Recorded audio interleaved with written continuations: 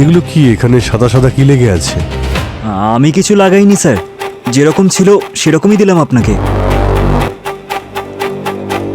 ঠিক আছে, তুমি এখন আসতে পারো। রবি, এটা ফরেন্সিক ল্যাবে পাঠিয়ে দাও ডক্টর সালুকের কাছে। দেখো কি জানতে পারা যায়। স্যার, আপনি যাকে ডেকে পাঠিয়েছিলেন ও এসে গেছে। আচ্ছা, স্যার ও মঙ্গেশ, ইলেকট্রিশিয়ান। কুমারবাবুর একাডেমির ওয়্যারিং এর কাজ ওই করতো। স্যার, আপনারা আমাকে কেন ডেকেছেন? আচ্ছা তুমি এটা বলো যে গুরুজির মাথার পিছন দিকে যে লাইটটা পড়েছিল সেটা কি করে পড়েছিল, আর মাইকে কারেন্টটা কোথা থেকে এলো? স্যার, এতে আমার বা আমার লোকেদের কোনো দোষ নেই স্যার। ওই লাইট পড়ে যাওয়ার পর আমি তার নাট বল্টু চেক করেছিলাম স্যার। ওটা কেউ ইচ্ছে করে লুজ করেছিল স্যার, নাহলে আমার ফিটিং করা কোনো জিনিস পড়ে যাবে এমনটা অসম্ভব স্যার। আর ওই মাইক? স্যার, ওই মাইকের ওয়্যার কেউ ইচ্ছে করে ইলেকট্রিক শকারে ভরে দিয়েছিল স্যার, যাতে কারেন্ট পাস হয়। স্যার, এমন কাজ তো কোনো নতুন ইলেকট্রিশিয়ানও করবে না স্যার।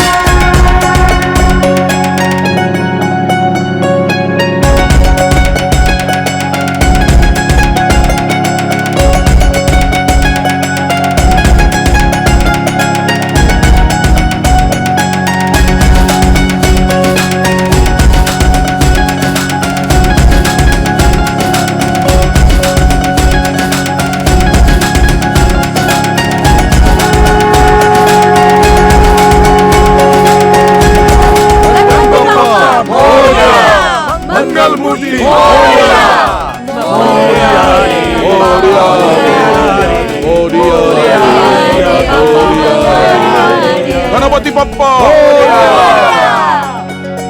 রবি, ডেকোরেশন দারুণ হয়েছে আর মূর্তি তো অসাধারণ। Thank you sir.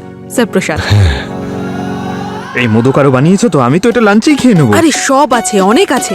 পায়েস আছে, পুরনপোলি আছে, হালুয়া আছে। স্যার চলুন না স্যার, খেয়ে নেবেন এবার। হ্যাঁ স্যার, তাড়াতাড়ি চলুন, যে কাজটা করার সেটা করে ফেলি। অন্য কেউ ফোন করলে আর খেতে পারবো না। চলো ভাই, খেয়ে নিয়ে। চলো চলো। Thank you, thank you. Start করি? হ্যাঁ হ্যাঁ। আও।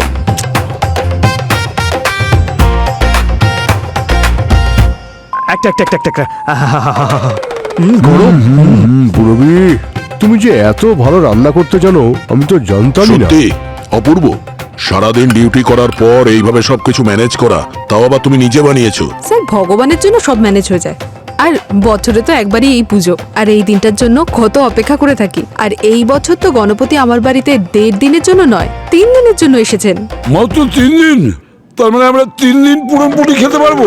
না স্যার, আমার বাড়িতে থাকবেন 3 দিন, কিন্তু সোসাইটিতে উনি থাকবেন 5 দিন। তাই 5 দিনের জন্য পুরনপুরি সাপ্লাই চলতেই থাকবে।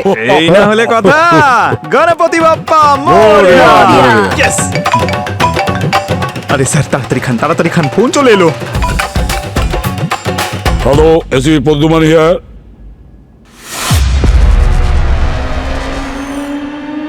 ঠিক আছে, আসি আমরা।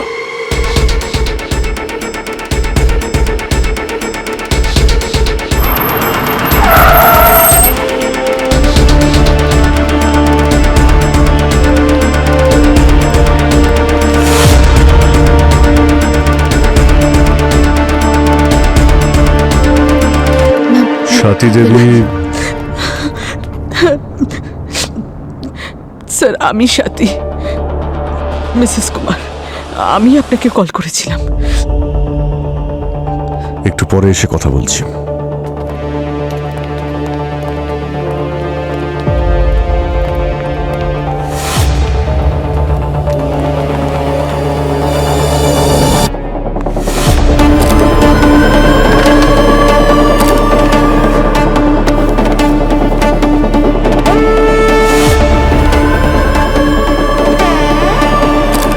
বাইরে থেকে তো কোনো ফিজিক্যাল ইনজুরি দেখতে পাচ্ছি না। বডি টেম্পারেচারও ঠিকই আছে, আর এখনো বডি স্টিফ হওয়া শুরু হয়নি। গালের পেশিগুলো আস্তে আস্তে টাইট হচ্ছে। মানে 1.5 থেকে 2 ঘন্টা হয়েছে উনি মারা গেছেন।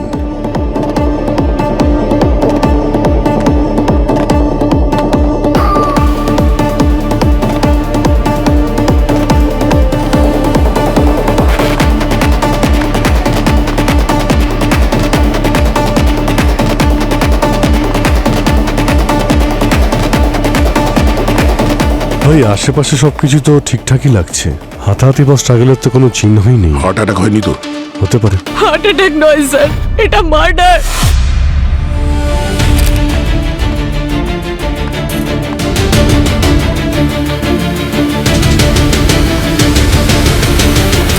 আপনার কেন মনে হচ্ছে যে এটা মার্ডার? বিগত বেশ কিছুদিন ধরেই এরকমই হচ্ছিল স্যার, যেন কেউ ওকে বারবার চেষ্টা করছিল, আর শেষ পর্যন্ত সেটাই হলো যেটা আমি ভয় পাচ্ছিলাম। এরকম কি হচ্ছিল ওনার সাথে? বিগত বেশ কিছু সপ্তাহ ধরে কুমারের সাথে কিছু না কিছু অদ্ভুত ঘটনা ঘটে যাচ্ছিল, যেন কেউ ওকে মারবার চেষ্টা করছিল।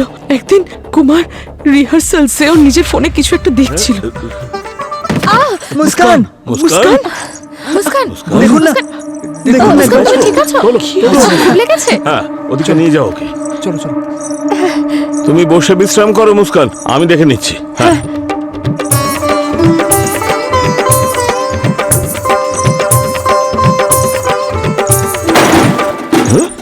গুরুজি চলো। আপনার লাগেনি তো? আবার কি হয়েছে? আর তারপর আরো একটা দুর্ঘটনা ঘটে। এই সুন্দর মুহূর্তে দুটো শব্দই বলে দিন গুরুজি। দুটো শব্দ? দুটো কথা বলার বাহানায় লম্বা লেকচার দেওয়ার যে প্র্যাকটিস চলছে পৃথিবীতে, ব্যাস দুটো শব্দ।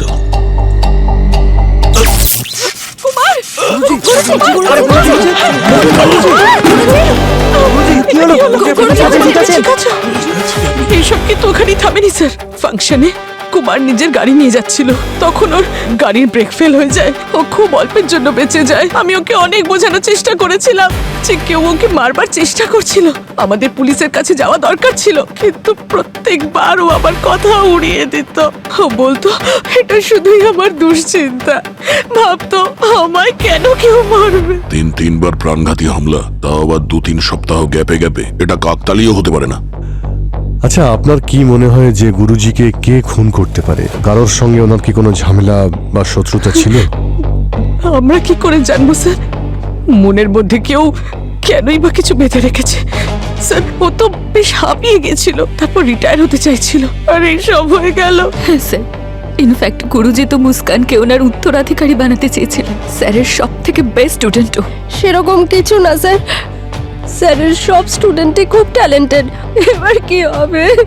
গুরুজি যদি অন্য কাউকে ওই জায়গাটা দিত, তাহলেও আমরা আনন্দের সঙ্গে সেই দায়িত্ব পালন করতাম। আমরা কখনোই এইসব কথার এখন কোনো মানে নেই, আর চুপ করো।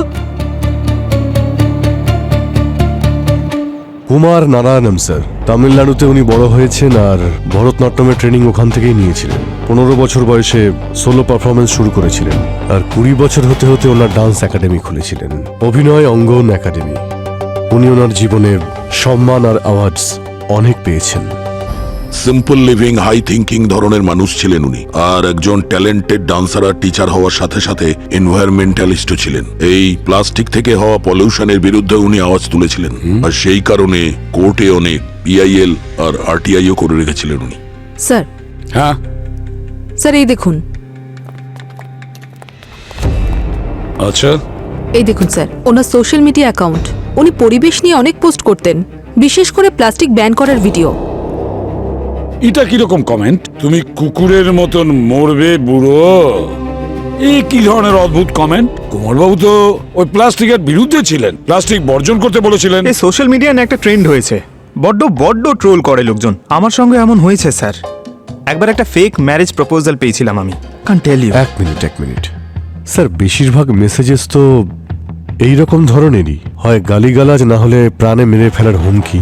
আর বেশিরভাগ কমেন্টগুলো ইয়াংস্টাররাই করেছে। সেটাই তো, আজকালকার জেনারেশন তো এনভায়রনমেন্টের ব্যাপারে খুবই সচেতন, তারপরেও এমন কমেন্ট। আর এই কমেন্টে তো 5,000-এর থেকে বেশি লাইকস। গুরুজি, এখনো সময় আছে, রাসার কাছে ক্ষমা চেয়ে নিন, না হলে ও আপনাকে শেষ করে দেবে। এই রাসা কে? সে যেই হোক না কেন, কুমার বাবুর সঙ্গে তার সম্পর্ক ভালো ছিল না। এখানে কিছু না কিছু গোলমাল নিশ্চয়ই আছে, কিন্তু কি? সালুকে কি কিছু বলেছে বডির ব্যাপারে? না স্যার, উনি তো ফোনই তুলছেন না। আরে সালুকে ফোন তুলছে না? সালুকে গেল কোথায়? সালুকে? হ্যাঁ, আরে স্যার, সালুকে তাড়াতাড়ি জল নিয়ে এসো। আরে ওর কি হলো? Doctor Saluke, hello, ambulance! আরে স্যার, আরে ভাই, কে এরকম করলো? আরে ভাই তুমি, আরে কত সুন্দর একটা ঘুম দিচ্ছিলাম এতক্ষণ বাদে, আর শুধু শুধু তুমি। আপনি কবে থেকে দিনে ঘুমুন? উঠুন উঠুন। আমার চশমা কোথায়? চশমা দাও। এই নিন। বুড়ো হয়ে গেছো। এই সব হচ্ছে এর দোষ, এই পুরো। কেন? আমি কি করলাম? আরে সব সময় কোনো না কিছু খাবার জিনিস পাঠায়। এবার জানো, এত বড় একটা টিফিন বক্স ভর্তি করে পুরনপুলি পাঠিয়েছে আমাকে। তাতে আবার লিখেও পাঠিয়েছিল, ওতে লেখা ছিল পুরনপুলিতে আগে ভালো করে ভালো ঘি মাখাবেন, তারপরে গাঢ় গরম গরম দুধের সঙ্গে মিশিয়ে খাবেন। বাই গড, দয়া, এত টেস্টি ছিল। হ্যাঁ, 4 পুরনপুলি আমি খেয়ে ফেলেছি। 4টে পুরনপুলি? এটা তো পুরো সেনাদের হয়ে যাবে স্যার। আপনি একলা খেয়ে নিলেন?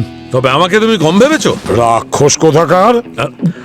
স্যার, ওই কয়েকটা কি বাঁচিয়ে রেখেছেন নাকি? সব কটাই আপনি- কেন বাঁচিয়ে রাখবো? কেন বাঁচাবো? এসব কি স্যার, এগুলো কিন্তু ঠিক না। ওটা আবার কি ভাই? পুরনপুলি খেয়ে না হয় ঘুমিয়ে পড়েছিলে। আর ওই ডেড বডির রিপোর্টটা কি? না না, সালুকে এমন কাজ করে না বস। প্রথমে কাজ, তারপরে আরাম। এর ব্যাপারে আমি সব খোঁজ নিয়েছি। কি খোঁজ নিয়েছিলে? তোমাদের ডাউট একদম ঠিক, এনার হার্ট অ্যাটাকই হয়েছে। কিন্তু ওনার ওয়াইফ যেটা বলছেন সেটাও ঠিক, এটা খুনই বটে। তার মানে কেউ এনার হার্ট অ্যাটাক ঘটিয়েছে? একদম। দেখো, এর ব্লাড স্যাম্পেলে আমি অক্সিভরিন নামে কেমিক্যাল পেয়েছি। অক্সিভরিন? হ্যাঁ, জানো এই অক্সিভরিন কি কাজ করে? এটা কাগজের কারখানায় পাল্প বানানোর জন্য, মানে ওর মণ্ডপ তৈরি করার জন্য ব্যবহার হয়। এই অক্সিভরিন কোনো মানুষকে দেওয়া হলে আস্তে আস্তে বিষের কাজ শুরু করে। এই কেমিক্যালটা এনাকে মিষ্টির সঙ্গে দেওয়া হয়ে থাকতে পারে। ব্যাস 5-6 ঘন্টার মধ্যে এই অক্সিভরিন কাজ শুরু করে দিয়েছে। স্যার, এই রাসার ব্যাপারে আমি জানতে পেরেছি। রাহুল সালসা নামে ওর সোশ্যাল মিডিয়া অ্যাকাউন্ট আছে। ও ডান্সার। ইনি গুরুজির স্টুডেন্ট ছিলেন স্যার। ওনার ফ্যানেদের কাছে উনি রাসা বলে পরিচিত। রাহুলের রা আর সালসার সা। রাহুল কুমার বাবুর স্টুডেন্ট ছিল, আর রাহুলের ফ্যান্স ওনাকে হুমকি দিচ্ছিল। দাদা কাজ করো, খোঁজ নাও যে ওই রাহুল রাসা কোন তালের ওপর নাচে সে আজকাল। আর অভিজিৎ, এবার আমাদের এটা দেখতে হবে কুমার বাবুর ওপর যতগুলো অ্যাটাক হয়েছে সেটা ওই রাসা আর ওর ফ্যান্সরা করেছে নাকি শুধু অ্যাক্সিডেন্টই ছিল।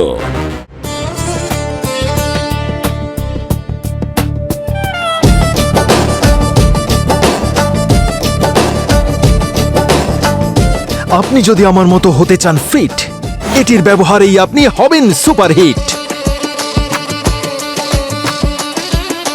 জুস। শক্তির খুব দরকার তোমার। জুস তো এসেই যাবে, ততক্ষণে কিছু কথা বলেনি।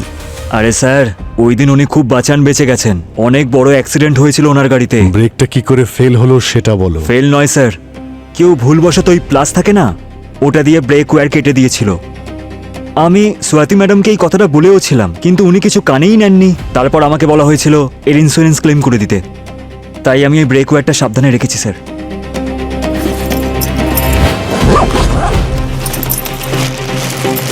এই দেখুন স্যার। এটা তুমি খুব ভালো করেছো। এগুলো কি এখানে সাদা সাদা কি লেগে আছে?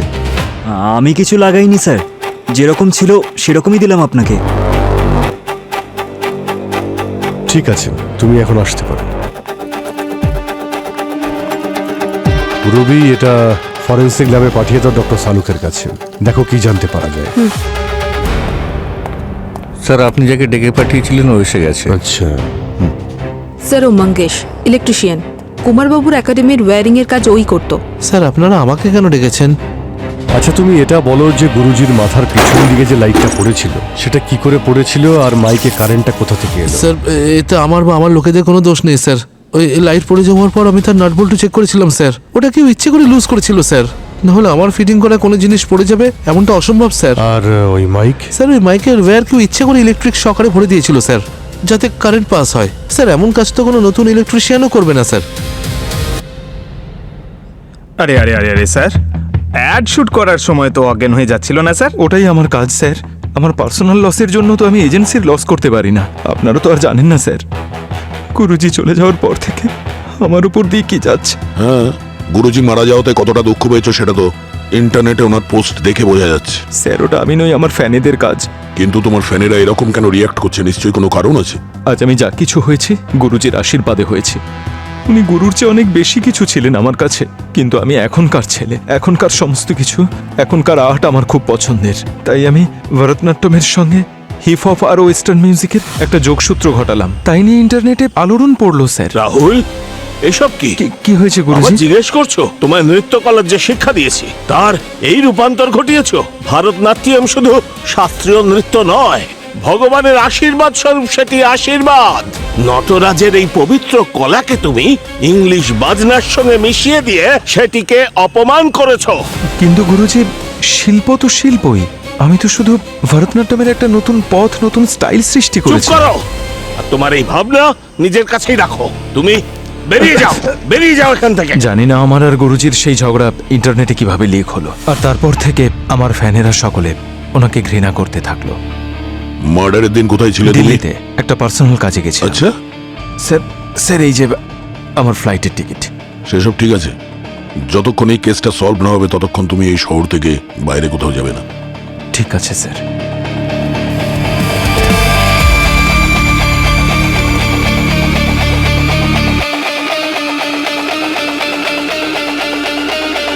সিআইডির অ্যাক্টিভ হয়ে গেছে। যত তাড়াতাড়ি সম্ভব তুই এই শহর ছেড়ে দে।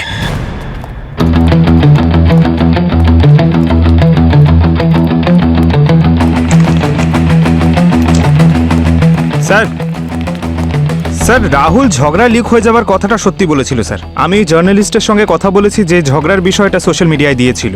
ও বলছিল একজন আননোন মহিলা আর কুমারবাবুর ঝগড়ার বিষয় বলেছিল। আচ্ছা, এই রাহুল যে দিল্লি গিয়েছিল সেটার ব্যাপারে কি জেনেছো? স্যার ডিটেলস আমি ফরওয়ার্ড করেছি এয়ারপোর্ট অথরিটিকে, ওরা কনফার্ম করে বলে দেবে। দয়া, এই রাহুল কিন্তু অতটা সহজ সরল নয়। কড়া নজর রাখতে হবে ওই রাহুলের ওপর। যতগুলো অ্যাক্সিডেন্ট হয়েছিল গুরুজির সঙ্গে সবকিছু প্ল্যান করা ছিল স্যার। এমন কেউ তো আছে যে ওনাকে বারবার মারার চেষ্টা করছিল, আর সে সফলও হলো। একটা আশ্চর্যের ব্যাপার দেখো, ভরতনাট্যম টিচারকে মারার জন্য কেন ওরা ব্যস্ত হয়েছিল, কেন ওরা মেরে ফেলেছে ওনাকে? একটাই কারণ হতে পারে অভিজিৎ, এই যে কুমারবাবু পিআইএল ও আরটিআই ফাইল করেছিলেন না, হয়তো সেটার কারণেই অনেক শত্রু হয়ে গেছিল ওনার। হতে পারে। স্যার, হ্যাঁ স্যার আমি কুমারবাবুর কেসের ডিটেল বের করেছি। ওনার একাডেমির ঠিক পাশেই কোনো মিস্টার মুকেশের ফ্যাক্টরি রয়েছে, যেখানে উনি প্লাস্টিকের তৈরি জিনিস বানান। আর কুমারবাবু রিপোর্ট করার জন্য পুলিশ ওদের ফ্যাক্টরি সিল করে দেয়। আর সেই জন্যই মুকেশ কুমারবাবুকে হুমকি দিচ্ছিল। মুকেশ, নিয়ে এসো ওই মুকেশকে, দেখি তো একবার ওর হুমকিটা কত জোরালো।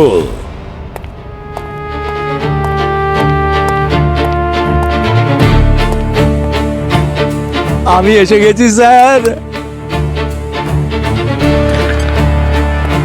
আপনার জন্য এটা, আপনার বাচ্চার জন্য, আপনার যদি বাচ্চা না থাকে আপনার প্রতিবেশীর বাচ্চার জন্য, যদি প্রতিবেশীর বাচ্চা না থাকে আপনার আত্মীয়ের বাচ্চার জন্য। ঘুষ এটা নয় স্যার, গিফট এটা, গিফট। আসলে মানুষ যখন খুশি হয় না, গিফট দেয় সে, গিফট। আর আপনি কি নিয়ে এত খুশি? আমি তো খুব খুশি হয়েছি স্যার। ওই কুমার চলে গেছেন না এই পৃথিবী ছেড়ে, আমি খুব খুশি হয়েছি। কুমার গুরুজি একজন নামি দামি শিল্পী ছিলেন, সারা পৃথিবীতে এই দেশের নাম উজ্জ্বল করেছেন উনি। তোমার মতো মানুষ ওনার মূল্য কি বুঝবেন? হ্যাঁ, তা হবে হয়তো, আমি এসব জেনে কি করব?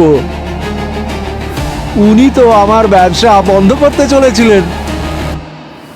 যতদিন উনি একাডেমি চালাচ্ছিলেন না, আমিও ওনাকে অনেক রেসপেক্ট করতাম, দিব্যি করছি।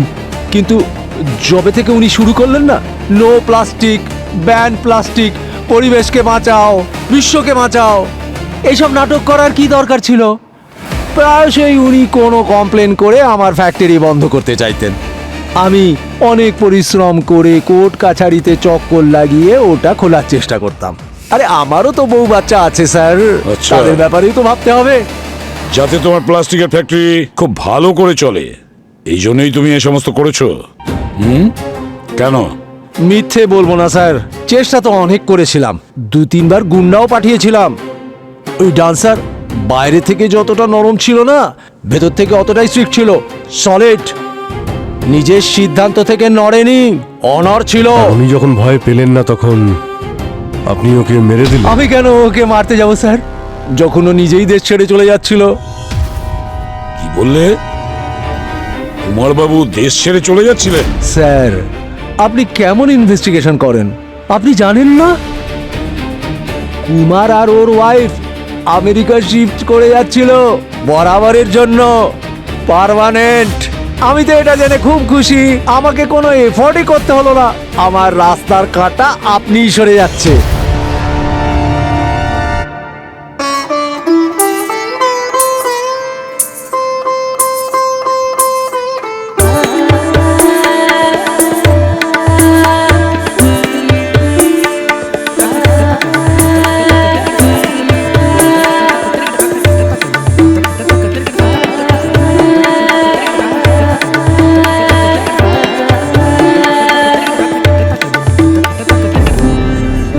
মিনিটের ব্রেক। এসব কিসের প্র্যাকটিস চলছে? আমার তো মনে হলো গুরুজি যাওয়ার পরে সমস্ত প্রোগ্রাম ক্যান্সেল। হ্যাঁ স্যার, উনি এই পারফরমেন্সটা দুবাইতে হওয়া গণেশ ফেস্টিভ্যালের জন্যই তৈরি করছিলেন। এবার যখন উনিই বেঁচে নেই, তাই প্রোগ্রামটা ক্যান্সেল হয়ে যায়। এবার এটা ওনার শেখানো একমাত্র শেষ পারফরমেন্স ছিল, তাই আমরা ভাবলাম যে ওনার স্মৃতি রক্ষার জন্য আমরা ইন্ডিয়াতেই পারফর্ম করব। আচ্ছা স্যার, আপনারা এখানে খুনের খবর পেয়েছেন আপনারা? ওটা তো আমরা খুঁজে বার করেই নেব। আচ্ছা, সাথী দেবী কোথায়? ওইদিকে অ্যাকাউন্ট রুমে।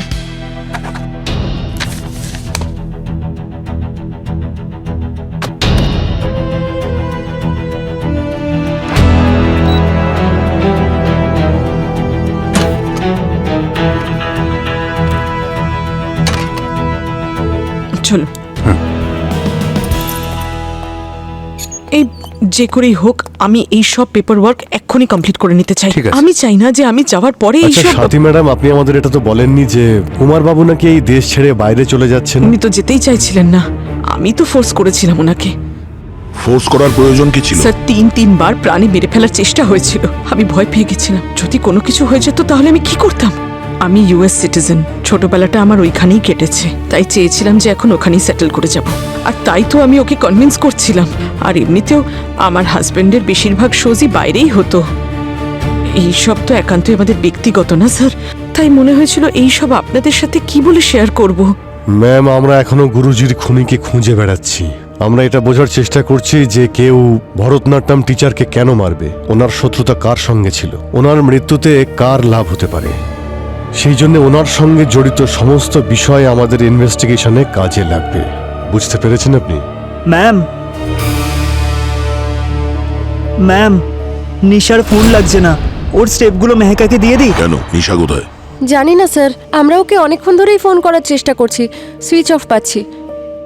ঠিক আছে, আমি দেখছি।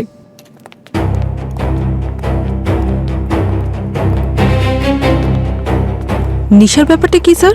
রাসা স্যার, 1 মিনিট।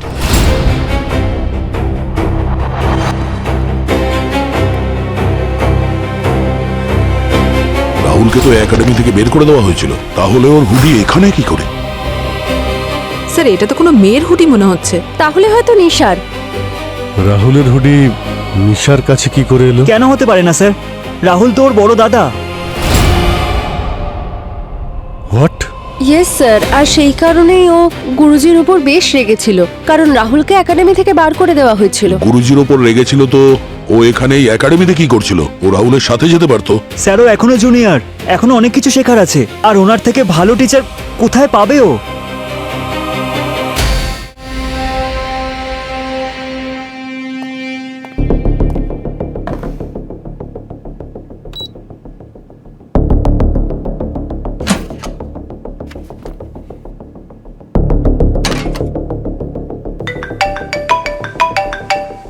বলুন ডক্টর সালুখে। হ্যাঁ অভিজিৎ, তুমি যে ওই ব্রেক ওয়ার্ডটা আমাকে দিয়েছিলে না, ওর ওপর লেগে থাকা পাউডারটা আমি ভালো করে চেক করেছি। আরে ওটা মেকআপে যে ফাউন্ডেশন ব্যবহার করা হয় না, সেই পাউডার। ওখানে যত ডান্সার আছে সবাই ওটা ব্যবহার করে থাকে। Okay sir, thank you. আচ্ছা, যেই রাতে গুরুজির গাড়ির অ্যাক্সিডেন্ট হয়েছিল সেই রাতে নিশার কি কোনো পারফরমেন্স ছিল নাকি?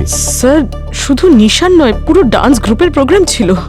সব ডান্সাররাই ওখানে ছিল সেদিন।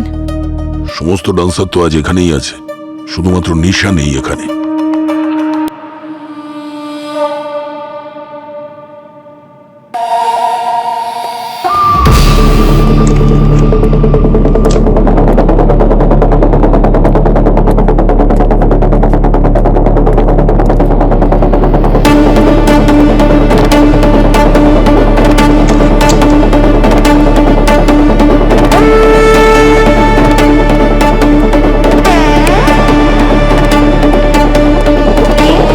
কেটে ধার।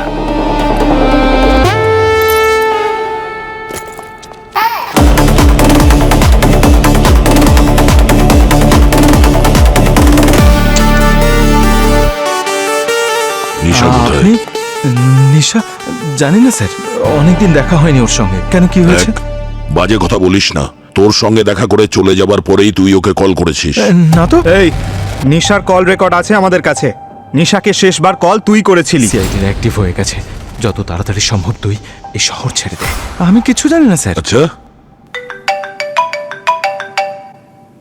হ্যালো, হ্যাঁ, আরে শিওর? ঠিক আছে, ঠিক আছে, থ্যাংক ইউ।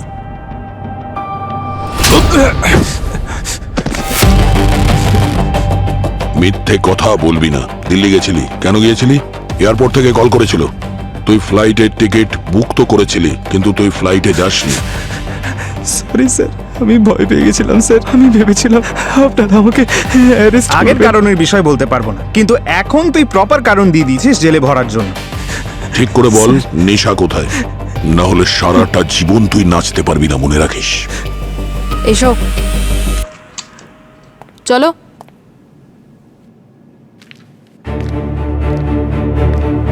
চলো।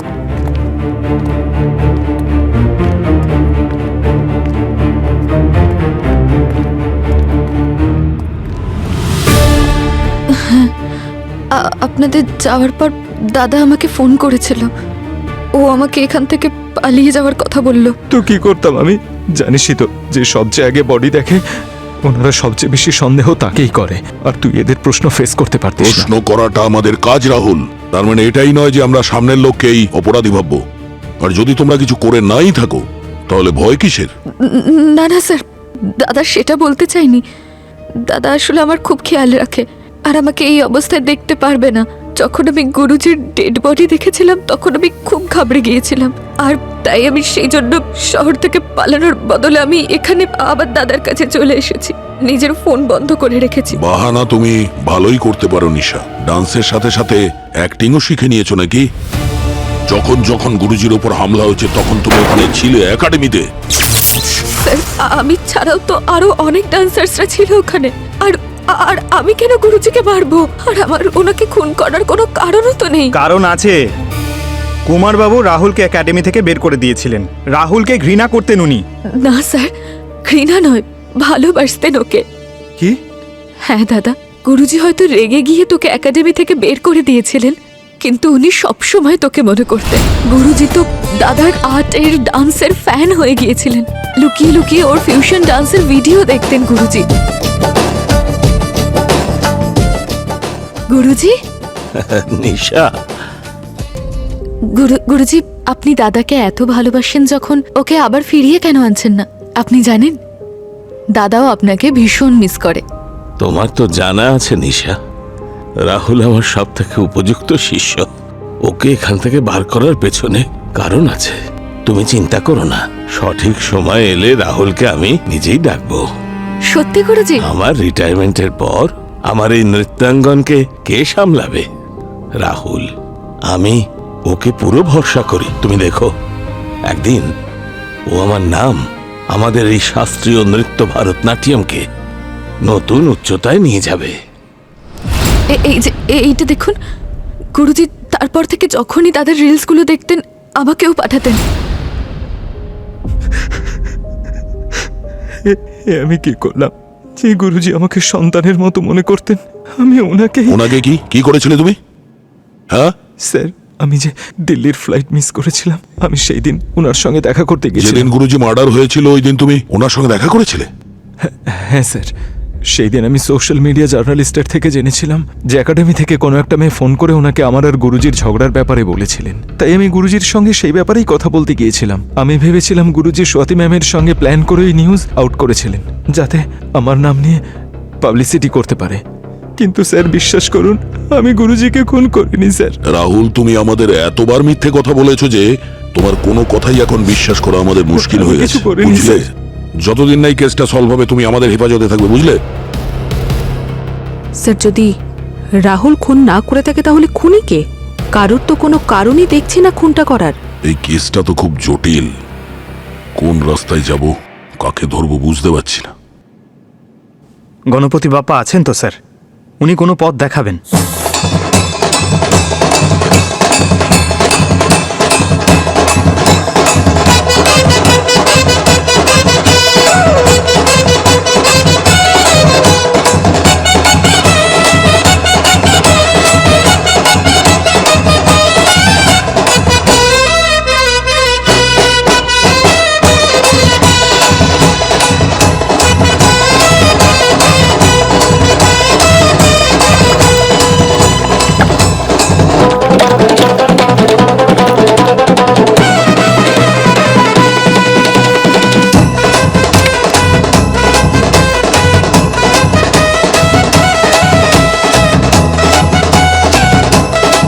गणपति बाप्पा मंगल मूर्ति। Thank you thank you thank you. এই যে বাড়িতে গণপতির বিসর্জন দেওয়ার পদ্ধতিটা ভীষণ ভালো, তাহলে সমুদ্রে নদীতে কখনো দূষণ হবেই না। আর স্যার, মূর্তিটাও অর্গানিক মাটি আর কালার দিয়ে তৈরি, তাই এই জলটা আমি গাছের গোড়াতেও দিতে পারি। দারুণ ভালো, এরকমই বিসর্জন হওয়া উচিত, আর মূর্তিও এরকম ভাবেই বানানো উচিত। অর্গানিক।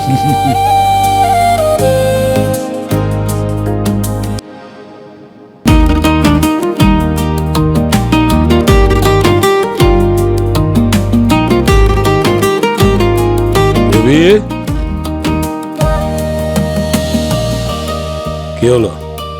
উনি চলে যাওয়ার পর ঘরটা খুব ফাঁকা ফাঁকা লাগছে না? দেখুন না স্যার, ভগবান যাওয়ার পর জায়গাটা কেমন খালি মনে হচ্ছে। এটাই তো স্বাভাবিক, যখন কেউ চলে যান তখন সেই জায়গাটা ফাঁকা হয়ে যায়, কিন্তু কেউ না কেউ তো চলেই আসে সেই জায়গাটা পূরণ করতে, তাই না?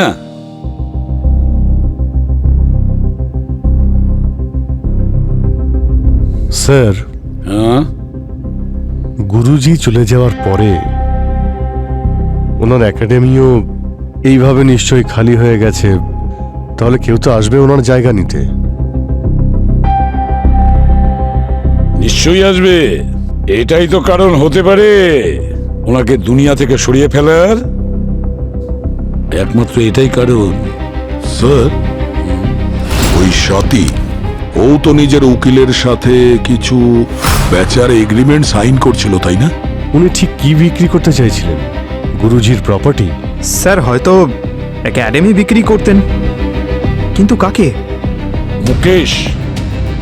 মুকেশকে, প্লাস্টিক কারখানার ওই মুকেশকে, একমাত্র সেই তো ওনাকে মেরে ফেলার চেষ্টা করছিল ওনার একাডেমির জায়গাটা নেওয়ার জন্য। অভিজিৎ, একটা কাজ করো, ওই সাথীর সঙ্গে দেখা করো, কথা বলো, সমস্ত প্রশ্নের উত্তর একমাত্র ওর কাছেই আছে। সরি স্যার, সরি, আমি আপনাদের থেকে একটা কথা লুকিয়ে গেছি। কিভাবেই বা বলতাম আপনাদেরকে যে ইউএসএ তে আমার ফ্যামিলির টাকা পয়সার অনেক প্রয়োজন ছিল, আর তাই আমি কুমারকে ইন্ডিয়াতে সব প্রপার্টি বেচে দিয়ে ইউএসএ তে শিফট হওয়ার জন্য কনভিন্স করছিলাম। তার মানে আপনি ডান্স একাডেমি বেচার জন্য ক্রেতাও খুঁজছিলেন? অ্যাকচুয়ালি কুমার আমার সব কথাই প্রায় মেনে নিয়েছিল, ব্যাস শুধু এই একাডেমিটাও বিক্রি করতে চাইছিল না, আর তাই আমি ওকে একেবারেই ফোর্স করতে চাইনি, আমিও মেনে নিয়েছিলাম। কিন্তু স্যার, যেদিন কুমারের মার্ডার হয়েছিল সেদিন আমার কাছে রাজবর্ধন বলে একজনের মেসেজ এসেছিল। উনি আমাদের একাডেমি কিনে নিতে একেবারেই রাজি ছিলেন। তারপর আমি ভাবলাম এখন কুমার তো আর নেই, আর আমিও তো ইউএস চলে যাব, তাই একাডেমি বিক্রি করে দেওয়াই ভালো। এটাই সবার জন্য ভালো হতো আর লাভও তো হতো, তাই না? কে এই রাজবর্ধনটা আবার কে? ওনার সঙ্গে আপনার আগে দেখা হয়েছিল? না স্যার, দেখা তো করিনি, কিন্তু উনি আমাদের একজন স্টুডেন্টের বাবা, অনেক বড় বিজনেসম্যান। সাউথ ইন্ডিয়াতে ওনার পেপার মিলসও আছে। Paper mill? কুমার গুরুজির যে কেমিক্যালে মৃত্যু হয়েছিল ওই কেমিক্যাল তো পেপার মিলে ইউজ হয়। আচ্ছা, এটা কোন স্টুডেন্ট যার বাবা আপনাদের একাডেমিটা কিনতে চেয়েছিলেন? স্যার ওই নমস্কার ভাই ও বোনেরা, আজ আপনাদের সামনে আসতে পেরে আমি এবং আমাদের সিআরডি টিমের সকলে খুব আনন্দ অনুভব করছি। গণেশ বিসর্জনের এই শুভ মুহূর্তে আমরা কুমারবাবুর স্টুডেন্টদের কাছে একটা অনুরোধ করেছি যে আমাদের সকলের জন্য আপনাদের সামনে একটা ভরতনাট্যমের পারফরমেন্স দেখাবো। ওনারা রাজিও হয়ে যান, কিন্তু বিশেষ কথা এই যে পারফরমেন্স, সেটা কুমারবাবু গত হওয়ার আগে কোরিওগ্রাফ করেছিলেন। এটা খুব বিশেষ পারফরমেন্স। তাহলে আসুন আমরা সেই পারফরমেন্সটা সবাই মিলে দেখি। মঞ্চে আসার জন্য অনুরোধ করছি।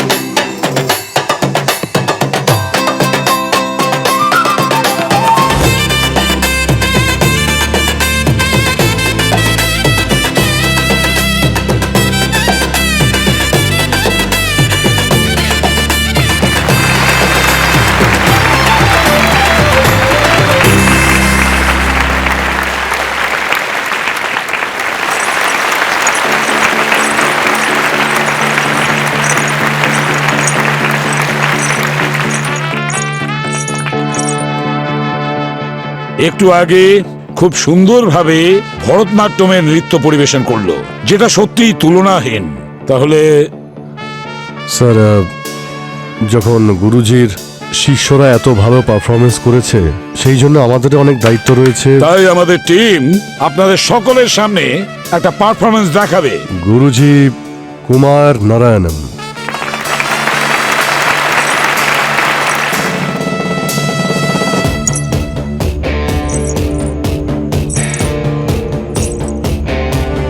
ও যে কথায় আছে না, শিকারি বেড়ালের গোপ দেখলেই চেনা যায়, ঠিক সেইভাবেই কুমার বাবু ওনার 15 বছর বয়সে নিজের নৃত্য শৈলীতে সম্পূর্ণ দেশের মুখ উজ্জ্বল করে দিয়েছেন। 20 বছর বয়সে তো উনি ডান্স একাডেমি খুলেছিলেন, অভিনয় অঙ্গন নৃত্য একাডেমি। কিন্তু গুরুজির উদ্দেশ্য সবসময় সৎ ছিল, অনেক উঁচুতে ছিল। উনি ওনার স্টুডেন্টদের সেই যোগ্যতায় নিতে চেয়েছিলেন তারা যেন ওনার থেকেও বড় হয়।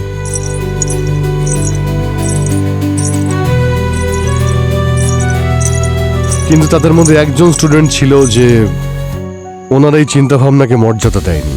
ওনার প্রতিভা শেখার বদলে অন্য কারো অর্জন করার সম্মান, উন্নতি আর ভালোবাসা দেখলে তার জেলাসি হয়। সেই রাগ আর হিংসের আগুন এতটাই চরমে উঠল যে সেই স্টুডেন্ট কুমারবাবুর প্রাণ নিতে উদ্যত হলো।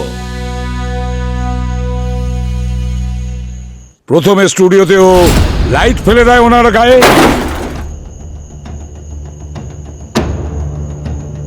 আর তারপরে মাইকে ইলেকট্রিক কারেন্ট লাগিয়ে দেয়। এমনকি শেষ পর্যন্ত সেই স্টুডেন্ট কুমারবাবুর গাড়ির ব্রেক ফেল করিয়ে দেয়। গুরুজি যিনি ভগবানের মতো হন, যার জন্য শিষ্য যে কোনো সময় প্রস্তুত থাকে সবকিছু দিয়ে দেওয়ার। একলব্য তার আঙুল কেটে গুরু দ্রোণাচার্যকে দিয়ে দিয়েছিলেন, কিন্তু এই শিষ্য গুরু শিষ্যের সম্পর্ককে কলঙ্কিত করেছে, ওনাকে খুন করেছে বিষ খাইয়ে, আর নিজের চোখের সামনে তাকে ছটফট করে মরতে দেখে।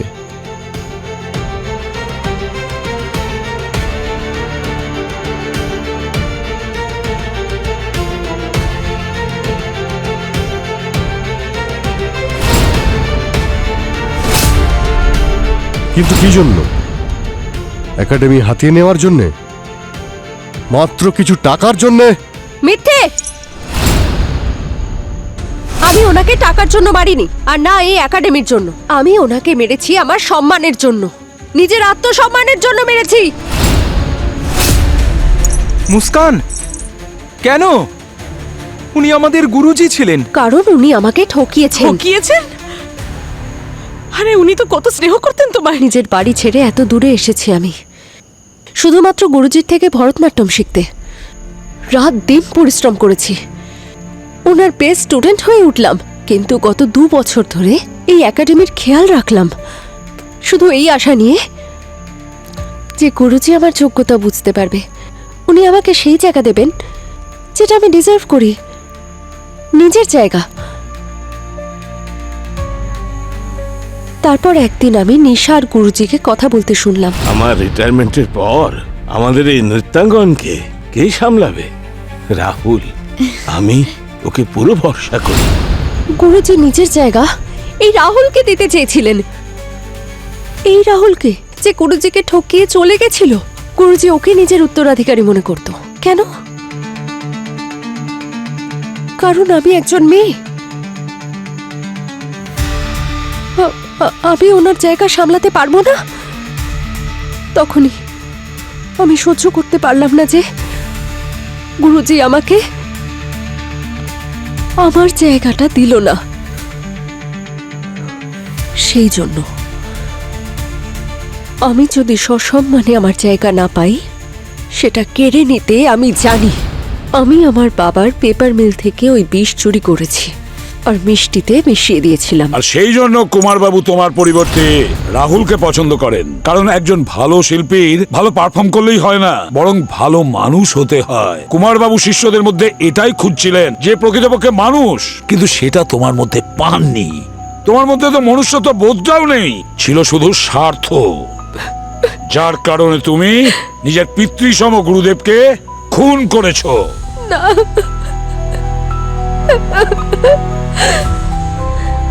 নিয়ে যাও একে। চলো।